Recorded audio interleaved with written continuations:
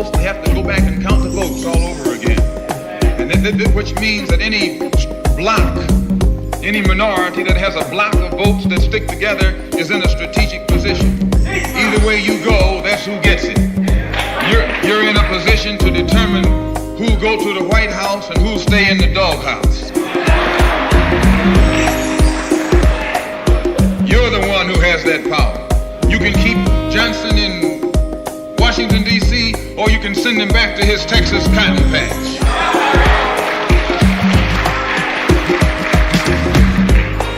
You're the one who sent Kennedy to Washington. You're the one who put the present Democratic administration in Washington, D.C. The whites were evenly divided. It was the fact that you threw 80% of your votes behind the Democrats that put the Democrats in the White House. When you see this, you can see that the Negro vote is the key factor. And despite the fact that you are in a position to be the determining factor, what do you get out of it? The Democrats have been in Washington, D.C. only because of the Negro vote. They've been down there 4 years. And all other legislation they wanted to bring up, they brought it up and gotten it out of the way, and now they bring up you. And now they bring up you. You put them first and they put you last. Because you're a chump.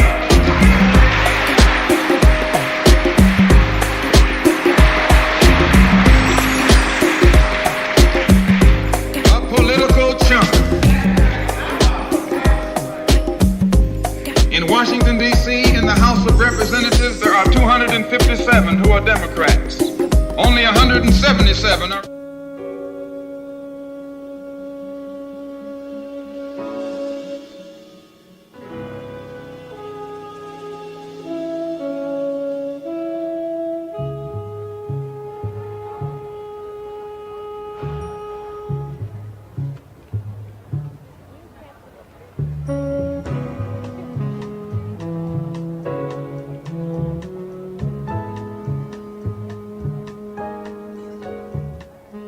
taught you to hate the color of your skin?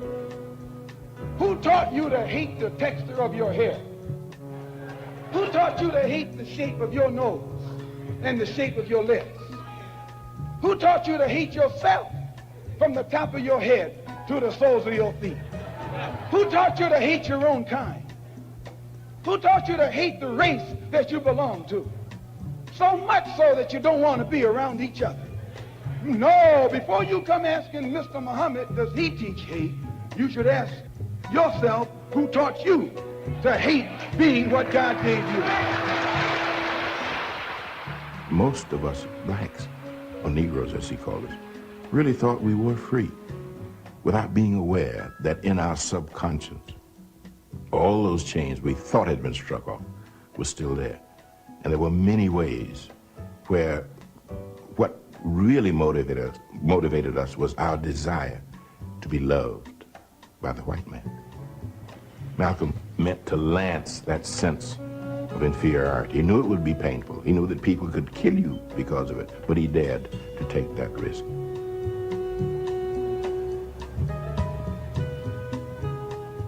He was saying something over and above that of any other leader of that day, while the other leaders were begging for entry into the house of their oppressor. He was telling you to build your own house. Hoo-doo-hoo. Hoo-doo-hoo. Yes, yes, yes. We are back at it. Excuse us for the delay. Hopefully the little Malcolm piece entertained you. I'm kind of doing some camera adjustments and things tonight. Welcome to the Thursday night edition of the No PC Show. I'm sorry, I got like 3 cameras going, so I'm trying to see some are refocusing everything, but we here regardless. Like I said, welcome back to the Thursday night edition of No PC Show. Tonight, I want to talk to the men. I mean, women, you are more than welcome to sit and listen, but this is a man talk topic here because I believe, and I know it's way overdue, to have a conversation with men because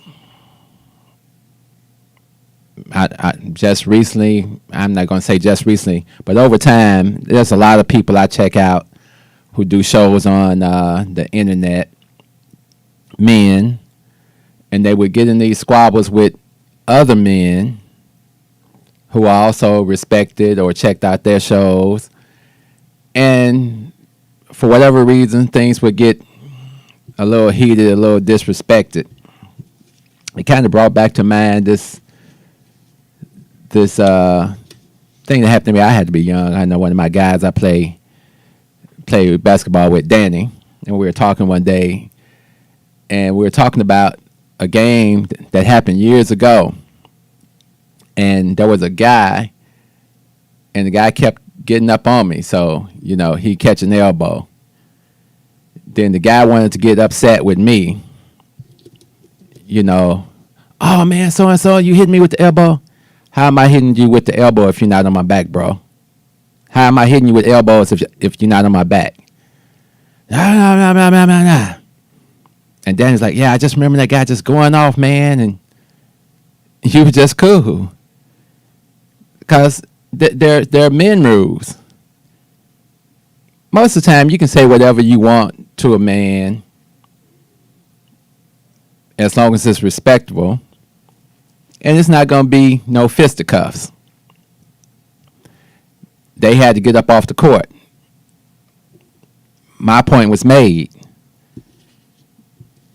But we have so much ego inside of us that sometimes it's hard to let that go. And there are levels of disrespect. I was recently watching Corey Holcomb's show.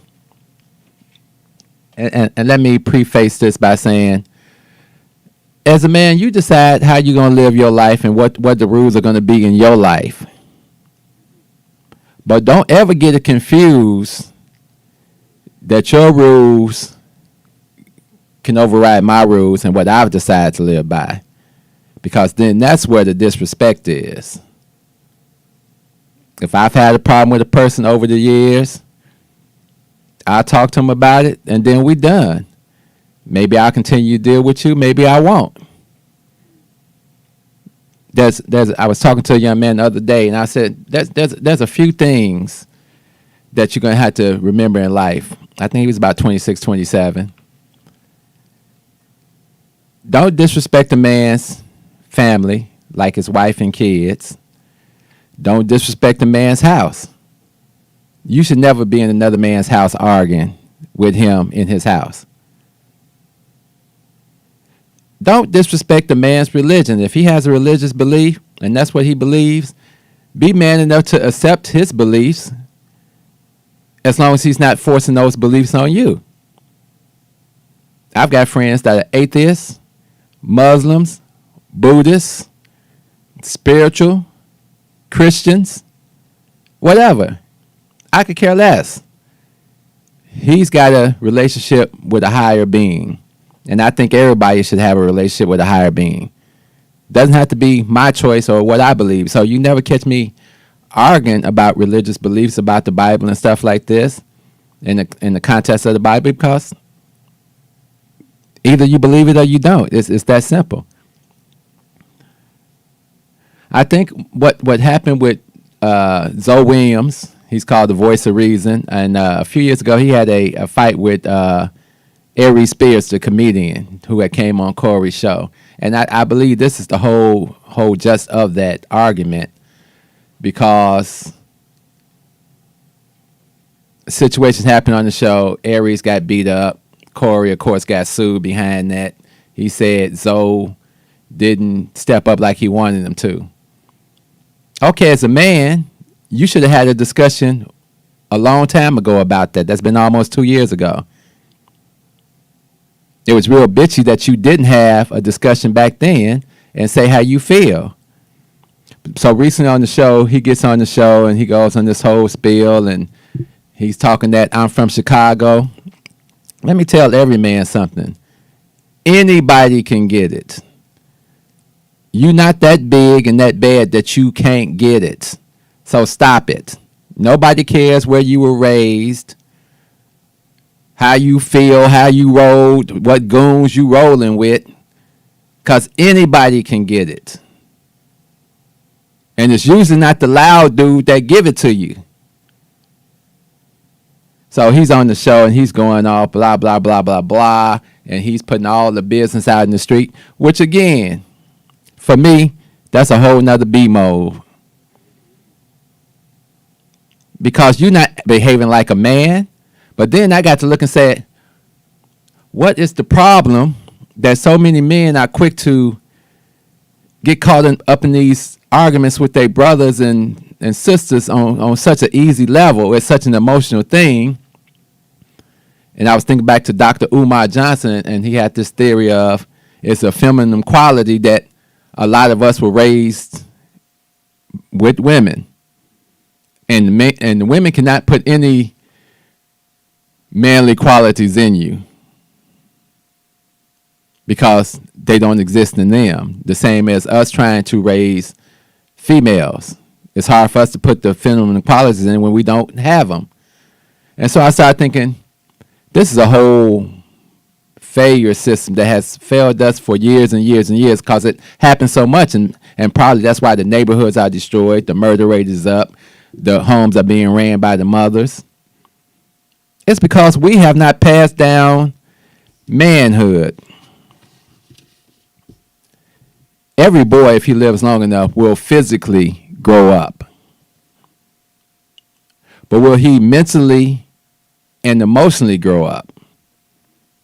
These are the qualities that have to be instilled in him at a young age, hopefully, before he gets too old and his ears get clogged up. Hey, Dorian, thanks for joining. Dorian says, can we talk about the inauguration yesterday?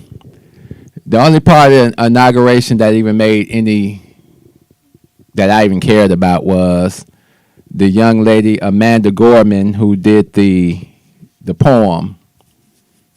I liked the way she broke it down, the elements she put in it. And she kept it black. And I think they all enjoyed it because it was one of those hope we can still be Americans together speeches. I don't expect nothing from Kamala or Biden. Because if they're not talking, and I say it all the time on this show, if the politicians ain't talking about reparations for black people, miss me with it. I know everybody was happy with their pearls and Chucks on and all that happy stuff. I'm not gonna be happy like that. Sorry. Still not gonna put the American flag in my shop. Still not gonna pledge allegiance to America. None of that until we get where we're going. Dorian says, I'm in high school in the 10th grade and listen to your show every day. I appreciate that, Dorian. We're trying to, and I'm glad you're here tonight because we're going to talk about manhood and what it means to be a man. When I was 16, we moved to Washington Park Homes, little projects between Vincent and Langley, right around the corner from Ida B. Wells. And my grandmother told me, I'm 16 at the time, you're a man now. And as a man, I expect you to conduct yourself as a man. You're the man in this house right now, so go out, find the grocery store, find the laundromat, find the bus routes. I said, okay. I got my coat, walked out the door, hoping to find these things. I got surrounded downstairs. I never shared the story with her because I'm trying to be a man here. And about 6 guys surrounded me downstairs. And they said, this what we riding around here. What's up? I said, okay. Y'all enjoy that. They said, oh, we got us a comedian here. I like, nope, you told me. This what y'all riding. I said I ain't with it. What we doing? Oh, we gonna get back at you, man. We gonna get back at you. I was already exhibiting signs of manhood. I had already seen enough and been around enough hood dudes to be ready for this type of conflict and stuff in life. So I said, okay, I'm going to have some issues with some of these dudes here and there. Cool, whatever. I walked, found the stores, found the laundromat, found the bus routes, got food, brought it back home. I'm the oldest of 9 kids. And so I had to be an example. Little did I know that years later, by the time I was 25, most of those kids would be living with me in the house together, my brothers and sisters. So I was telling this young man yesterday, you cannot be irresponsible when you have kids put in your life. Dorian said I took a knee anytime the pledge to hear something. Sorry, my glasses. America sometimes lie to everyone. Yeah, Dorian, you're going to find America's full of lies. I, too, never said the Pledge of Allegiance when I was in school. I was like, whatever. Grandmother told me I had to stand up, though, and be respectful.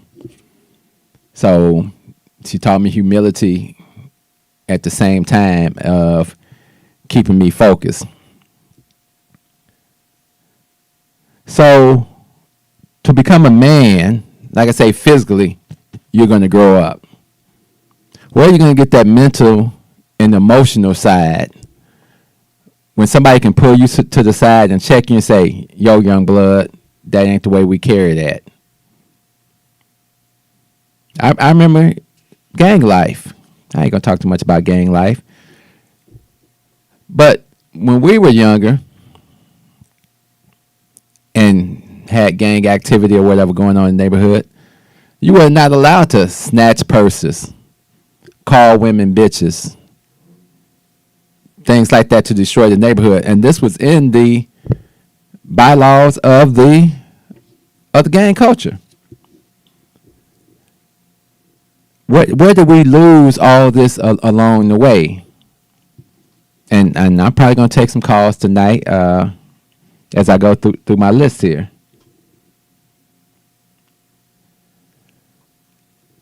For the brothers, I don't want to hear any brothers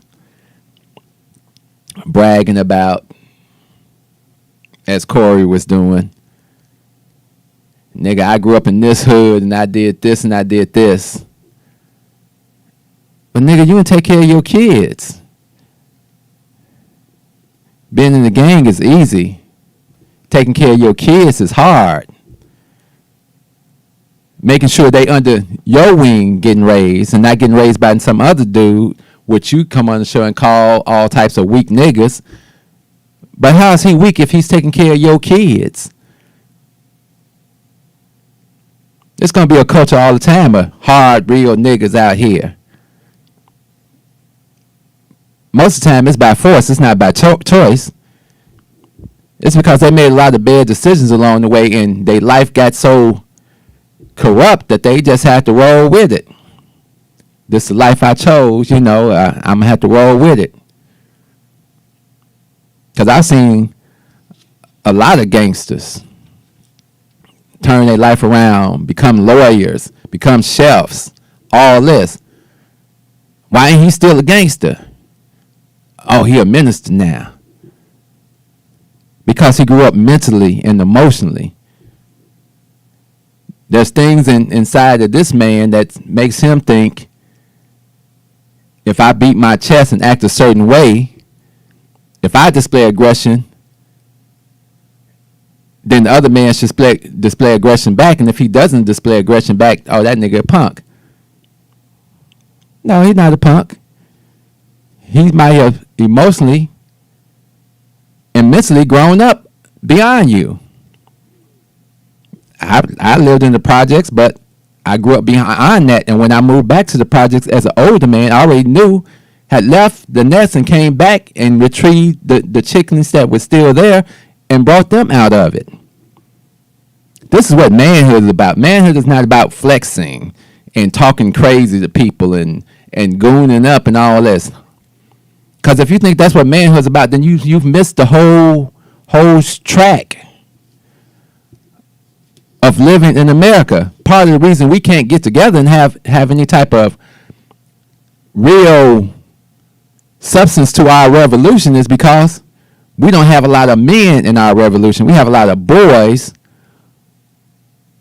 who think, I got a lot of babies, so I'm a man.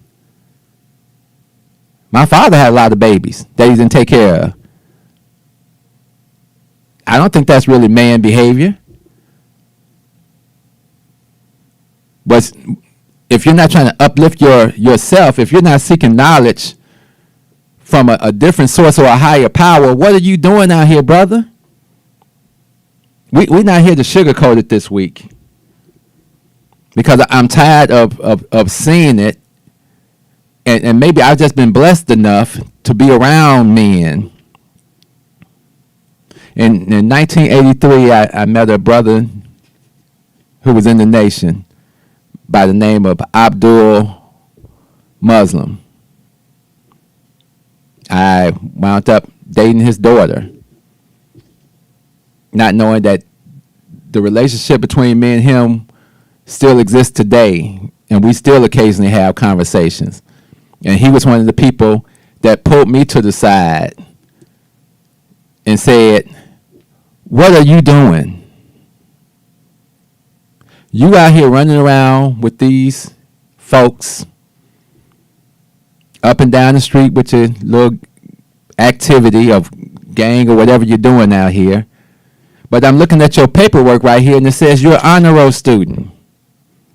I'm looking at your paperwork here, and it says you're on your way to college. Who's in your life giving you guidance?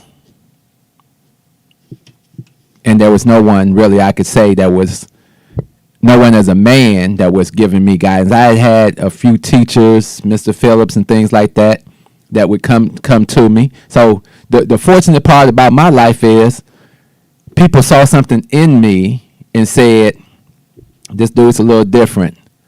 Let me have a conversation with him. And that's what I do at my shop. I try to have conversations.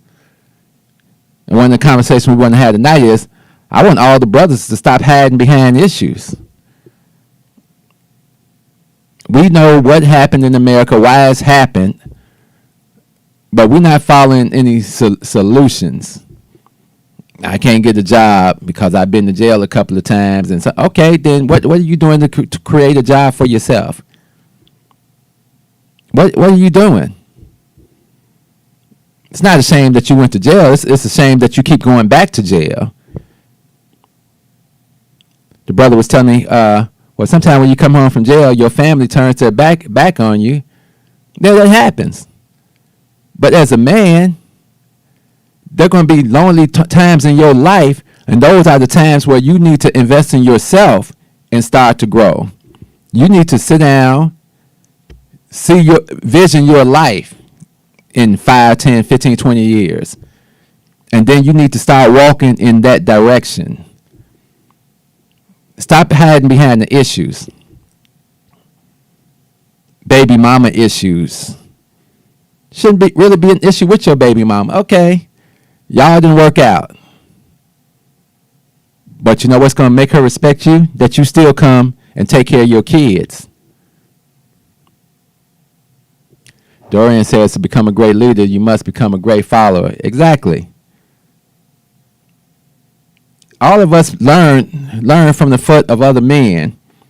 In my church program, the brotherhood that we have at the church, somebody will say, brotherhood. And we all say, man up. Brotherhood. Man up. Men don't have time to sit around and placate and baby other men. We have to have an expectation from ourselves on our brothers, and whether our brothers like it or not, okay, that's too bad, bro.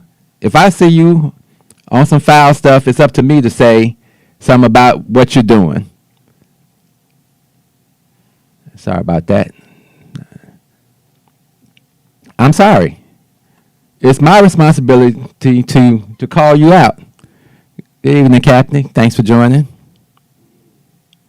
Because people did it to me. And most of the time, it was the dudes that were in the street. Because all the time they saw me, I have my books or whatever. Yeah, keep that up, young blood. That's going to work for you. That's going to work out. Don't let me catch you around. Man, if I catch you messing up, I'm going to be on you. I wish I would have did that same thing that you doing. Don't be a follower. Be a leader. Everybody that knows me, as we were growing up, I would leave the block at 9 o'clock every night. Because I had homework and stuff to do. I had to be at school at 7 a.m. in the morning. I had to get up and cook breakfast for my brothers and sisters and cousins and then go to school. I had responsibility in my life, and no matter how poor we were, I couldn't use that as an excuse for me to go out in these streets and do whatever I wanted to do, rob, steal, and kill. Pride had to be instilled in me. And I think a lot of us don't have the pride. We have shame, and then shame becomes that part that causes you to react out. Because you don't know how to express yourself or express the shame. The shame becomes that prison for you. I don't deal with the shame of slavery. Everybody says, well, it was a choice. Yeah, it was a choice. It was a choice to survive or die. The Indians make the choice to die, so you don't see a lot of them around too much anymore. We chose to survive, and we chose to try to be men in a country that treated us like boys. And we took a lot of the destructional ways of the white man into our system, into our psyche, into our being. We get these ego trips now. In our music, in our movies, everything is macho ego tripping. I'm selling drugs, man. Look at me over here balling. Yeah, I'm over here selling too, nigga. I'm doing better than you. You just better not come over on this side and try to sell some drugs over here. Look at my bras, man. I got all these bitches, man. Check them out. This makes me feel good because I'm a nigga. You know, I'm out here in the streets like I'm a real nigga out here. What?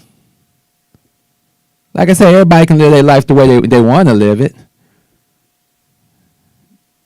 A lot of times I look at it and be like, okay, you entertaining. I would hope that your life changes somewhere along the way, especially if you got some kids, because most real niggas don't want their kids to be real niggas. They don't want their kids doing murders and drive-bys and killings and kidnappings and drug dealing. But if you're a real nigga, then you're going to teach your kids this nonsense and keep the destruction going on. And that's why we're having so many problems now. We understand how we got there, but then we've chosen to stay there. We chose to embrace the ghetto kings and queens because we're cultivated into that culture. But then there's a lot of us, like when we were in the projects, we did not know that living in the projects, you could actually go to college for free, a city college. Had no idea. Why did I spend money? In African culture, 1 degree is almost considered unsuccessful. They are required to have 2 degrees. In Chinese culture, they are required to get the highest degrees, the highest level of education. We're told, play sports, rap, entertain us. Don't find any unity. Follow our plan of self-destruction for yourself, and we'll be happy with you. The tools they use are money and ambition. So they take our young men from, they start watching them in high school and send them to all these camps, and they start training them to be the next millionaire slave. And I like a lot of the young brothers now that are being more activists and things like that, and they're stepping out and putting money back into their people. That's beautiful. Dorian says in school, a lot of agents are always on honor roll. I lived on honor roll. I wanted to make my grandmother happy.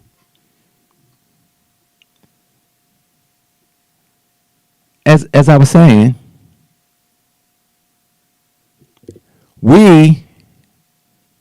our culture, and I'll say this much, our culture kind of moves a lot of needles for other people.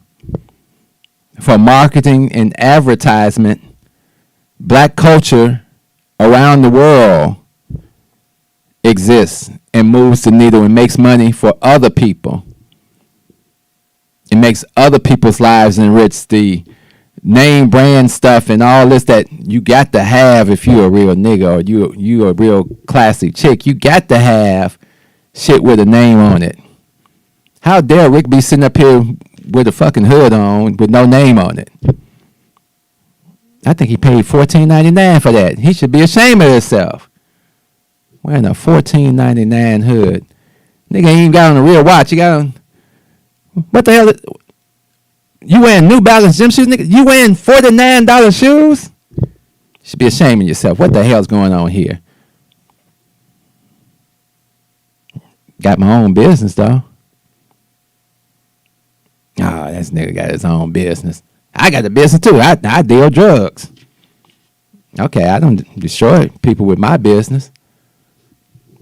And that's the point. We got to say it. No matter how much money you make on the dope game, somebody suffered. Somebody died. Somebody cried. Somebody lied. If you get a chance, I used to go to drug counseling over at St. Sabina Church. Father Flager. I wasn't on drugs. I was dating a woman, and she had a drug problem. But I loved her, and I said, you know what? I'm going to go and sit in these drug classes twice a week, Tuesdays and Thursdays. I don't know if they still do it. I went and sat in these classes, and I wound up connecting with an old friend that I hadn't seen in almost a decade. And we reconnected, and we back cool. So if nothing else, I reconnected with a brother that I looked up to, and he had a drug problem. And he told me the story of what happened to him and how he turned his life around. I didn't look at that brother bad. I know plenty of people that was on drugs. I know plenty of people that are still on drugs. The point was, I went there to support someone. And we don't learn a lot of support. A lot of people probably looked at me like, man, Rick crazy as hell. That girl's on that stuff. He crazy. Okay. What did I care about what people feel about me? And that's the part a lot of men don't understand. You can't be a man until you stop caring about what everybody thinks about you. That's not a masculine quality. I said I'm going to start sharing some of my poetry here that I wrote years ago. And I said I wanted to share this one on the show. I don't be remembering all this stuff. I wrote so many poems. And this poem was called Life. And this is one of my poems about life. And it goes, sometimes we got to smile through the bullshit. Take a hit and quit. Like hopscotch, we got to jump over preoccupied squares and leave them standing there. On dirty sidewalks and in back rooms they talk. Like geese they squawk. On how you did and how they tried, we call these convenient alibis, aka the lie. Like murder cases, they cover their faces. Otherwise, they cover their shame. We'll just call it game. Because there's no one to blame. If you leave your pieces on empty slots and like open souls, like vacant lots, he cool and she not. We step from one spot to the next spot. He singing forget-me-nots. We exhale to exhale. Learn to say oh well and put our memories for sale. Love's hangover and yet we still can't get over. Because there's no cure for this. There's no remedy for this. We are the cure for this. We are the remedy for this. So how do we continue to miss? How do I hate my brother and don't hate the other? It's not my responsibility. It's my responsibility to be my brother's keeper. To embrace him even in his ignorance. And try to find a pathway together because I already know if he doesn't know. We in this together and the only way we're going to get out of it is together. Men don't lash out in such a way unless he's defending his family or his honor or something. You know, then some people say, well, what if a man called you a bitch? Okay, do you touch me? Shit, I've been called names before. I've had to fight people before. I took karate. Everybody used to want to take karate. And then one of the first things you learn in karate is, this is a defensive tool. You don't learn karate to go out here and start fights and be in fights. You learn karate to defend yourself. And you have to have the discipline to wait to be attacked. If the person doesn't touch you, they can freely say what they want to say. Oh, man, that nigga just talked about you like a dog, man. You gonna let that nigga get away with that, man? You better shoot that nigga. Duran says being black in America is about survival. Yeah, because that's what we're taught. So when you move into these projects and things like that, you better get your aggression up. Because there ain't no such thing as you ain't going to be challenged. It's how you respond to it. So if a dude talking crazy, okay, nigga talking crazy. Like I say, he not touching your wife or your family members. He not touching you. If he's disrespectful, then this might be a brother you just don't be around no more. Like Corey comes on the show the next week and says, I knew Zoe wasn't going to mess with me no more. Yeah, nigga, you called the nigga weak. You said, nigga, you weak. You my weakest link. Okay. Then you start saying, I ain't that other nigga you whooped. We are from Chicago. You know, those are almost like fighting words in Chicago. Zoe should just turned around and said, you ain't gonna whoop my ass and I ain't gonna whoop yours. What's next? Because we move on. I ain't got time to entertain your insecurities and things in life. I'm a boss. Okay, nigga, you a boss.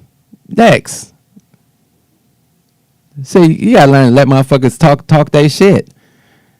I do this, I run this. Great for you. What's that got to do with me? Nothing. Zoe said one thing, and I agree with it, and I'm just going to end the show with what he said. Our job is to be out here helping young brothers to become men and giving them direction. This ain't comedy. So you found the lane to being comedian, and you funny, but you're not world changing. You're not shit. If I gotta say top 10 comedians, you in the bottom of the top 10, nigga. And I feel sorry because you're not growing, and we can see the pain just like we can see the pain in so many other black men who have found a niche out but have not resolved the internal emotion in things, that you can't have a good relationship with your brothers and your sisters and your baby mothers and things like that. And it's just sad. I'm still going to watch Zoe's show. I'm probably still going to watch Corey's show, Brother Tariq's show, Boyce Watkins' show. I watch a lot of shows. Yvette Carnell. I've seen all these people get into discrepancies with other people because there's no conflict resolution there. And that's a sad part of when you haven't learned conflict resolution. Everything isn't about shooting or fighting or being disrespectful. I'm trying to think of a time in my life where I was just totally disrespectful to another man. I can even remember being in the house, someone else's house, and they were disrespecting me. And this was a woman, and she had some sons and all that type of stuff. And one of my guys was there too. And I told my girl, just get my coat, because I'm not going to disrespect your mother's house. I got my coat and left. Was I a punk? Oh, you a punk. No, you're supposed to tear up the house. You're supposed to do this. Same thing with dealing with the cops. Oh, you a punk because you didn't snap off on the cops. Let's stop being ridiculous. Let's stop being emotional. Let's stop being logical, because if the rare event ever comes in life that we do get something substantial in this country that says we can move ahead, we can't move ahead because of the anchor that's going to be on our feet. The anchor of self-hate, delusional thoughts, hood mentality is going to weigh us down, and we're all not going to be able to get on that boat together. I did a show once before, and it was called Hood, Hiding Our Own Destiny. You can probably go out there and search it on YouTube. It's still public. It's still out there. Hiding Our Own Destiny. We ain't got time to be arguing. If a man wants to talk, then the man should be able to talk. He should be able to open his mouth and say what he feels to another man without having a whole crowd and saying it to everybody on the internet or whatever. I think he believes he can destroy people by putting their business in the street. No. The only way to hold a man down is you have to be down there with him. So when you put his business in the street, you're putting your business in the street. It's real bitchy. Why? What's the purpose? You don't have any power to destroy anybody. I think that's what happens a lot of times when people shoot and kill somebody. It kind of empowers them, and they say, I took that man's life. Yeah, and you destroyed your life. See how that works out? Well, I'm still alive. Well, if living in a cage for the rest of your life is alive, I guess you win. You the real nigga. You win. We got to find a way, brothers, to man up, to appreciate each other, to love each other, to teach our kids, because the most important thing is if you're not here to teach your kids, even if you didn't learn, you can still be an asset to your family, to the community. And that's what I look at where I'm at with the story. So many young people come in and we have conversations. And they appreciate that they have somebody to talk to. And maybe they've been wanting to talk to somebody in their family, but their families don't want to hear it because they hooded out. They don't feel like they're being heard. We all have a responsibility as older men to talk to the younger men. All my life growing up, I had older men that I could sit and have a conversation with and express my thoughts and feelings and get some guidance from them. Now, my responsibility is to pass that on to other young men and embrace them and what they're trying to do and be a role model. Yeah, music's cool. I listen to all types of, well, a lot of this hip-hop I don't listen to no more. But I listen to jazz. I listen to classical music. I listen to blues. I'm well-rounded when it comes to music and entertainment and things like that. I don't allow that poison to stay with me unless I need some aggression in my life. If I'm going to work out, if I'm hitting some weights, I might throw in some Pac or something like that, because it does give you a certain amount of energy. But the energy I'm looking for is to be able to love my brother, have my brother love me, have my brothers love each other so we can love our people, so we can build our village, so we can be true black men like we're always talking about being. Love, peace. So we out of here. Step out of the car. I have the right to do that. I do have the right. Now step out or I will remove you. I refuse to talk to you other than to identify myself. Now if your woman ain't no revolutionary, she'll persuade you to be a fucking slave for the rest of your days. She'll be grooming you on how to behave, teaching you how to coon and buck dance so that you can be safe. If that brother ain't no rider, soldier, no provider, molder of young minds, check it out, you got yourself a bitch. Think about the time that you invested in him. If he's wearing them skinny jeans, you a lesbian. For every 100 black women who ain't locked up, it's only 83 black men remain. Take away 1.5 million black men who might have benefited they women and their children. You don't know a war when it's waged against you, when it makes you drive your baby mama to the clinic just to kill your own. Ain't no legacy to leave behind, cause ain't nobody sitting on your throne. You motherfuckers are asleep in a war zone, living a nightmare, dying in your own home. If you don't stop, you gon' lose what you got left. I'd rather die trying to fight for my last breath. Freedom or death, you asleep in a war zone, living a nightmare, dying in your own home. If you don't fight, you gon' lose what you got left. I'd rather die trying to fight for my last breath. Freedom or death, nigga. Sandra Bland was a rider. She wouldn't have committed suicide, and you a motherfucking liar.